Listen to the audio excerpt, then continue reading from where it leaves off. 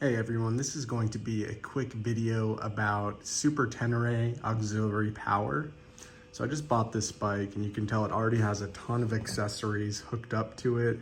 It's got heated grips, little pigtail for heated gear, and then I just wired in the Garmin and that little 12-volt connector just so that I have somewhere to plug in my phone for trips.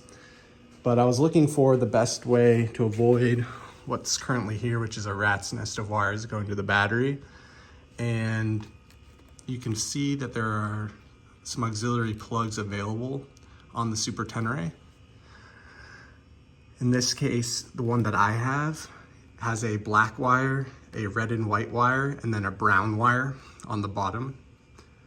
The brown wire is switched power, the black wire is ground, and then the red and white is constant 12 volts. And what you can do is go on eBay and buy a little pigtail harness for this plug. Sometimes it comes up under the T700 auxiliary power plug. So I just put that on order, but my goal is to get a lot of these wires cleaned up and running to this auxiliary power port. The one thing to note is that this is a 3 amp circuit, according to the fuse box right here. So do with that information as you will. You can't run way too much stuff with that. So I've got the Garmin here waiting to go, and I'll be plugging that in once I get my pigtail in the mail. If you're wondering how I got this far, you actually do need to take off this top panel.